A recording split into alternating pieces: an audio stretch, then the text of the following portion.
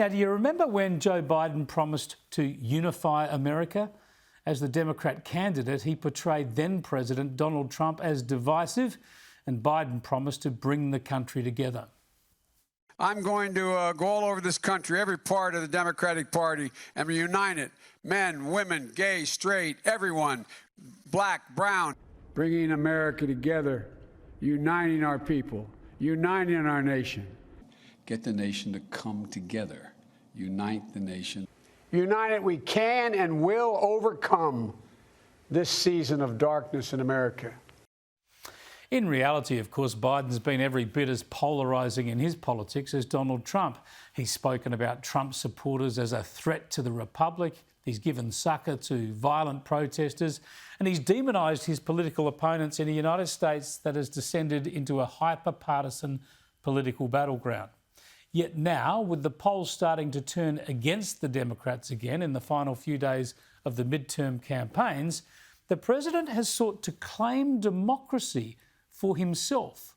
In a hastily arranged speech, Biden has declared that Americans need to vote for his party in order to save democracy, invoking political violence that's occurred on both sides of the political aisle and candidates' refusal to accept election results, which also has occurred on both sides of the aisle.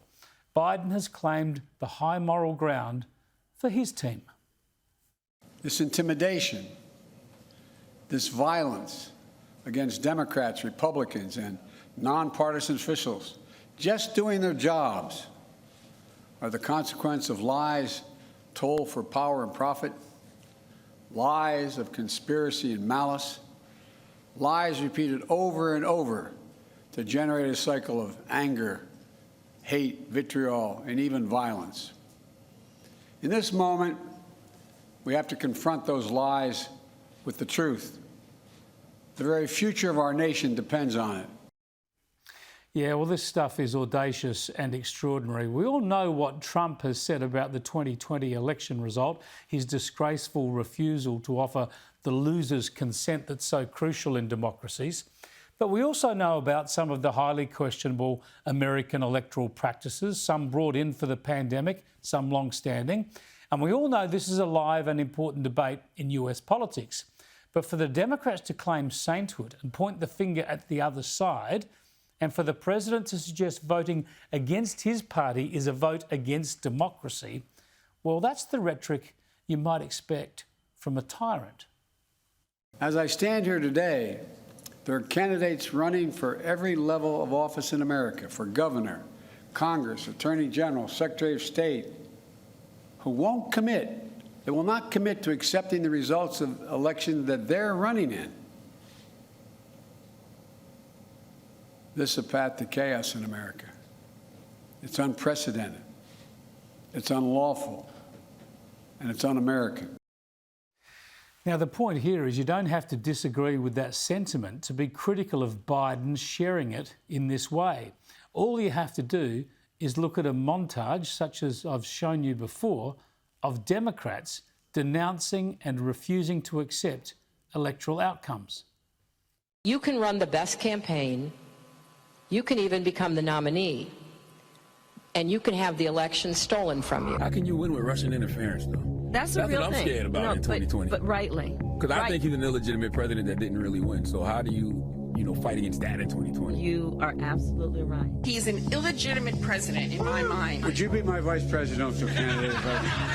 Folks, look, I absolutely agree. Trump didn't actually win the election in 2016. He lost the election, and he was put into office because the Russians interfered. Trump knows he's an illegitimate president. Yeah, what's that about unprecedented again, Mr. President? What's that about unlawful and un-American? I happen to believe that Americans have every right to vote for whoever they believe might govern best, looking after their economic, social and security interests. And they might not be overly enthusiastic about a party whose president is as muddle-headed as this. Well, if anybody think if we're doing it for the first time now in the 21st century, going into the 20th, from the 20th century going into the second quarter of the 21st century, that we'd say 12 years is enough, Think 12 years is enough going into 20, 30, 40, 50? Good Lord. Doesn't know what year it is, you say? This bloke isn't sure what century we're in. And never forget what the left think of voters. Time and again they talk about the so-called deplorables. The people who don't vote left are either evil or stupid or both. Here's the latest denunciation of voters from Hillary Clinton. I think with all of the noise that we've got in this election season, I don't think people are able to really grasp that. But more importantly, I'm not sure they really understand the threats to their way of life. Yeah, they just don't understand, do they? They do it all the time, the left. They do it here too. They tell voters they are idiots at the same time they ask them for their votes. To me, this never seems wise.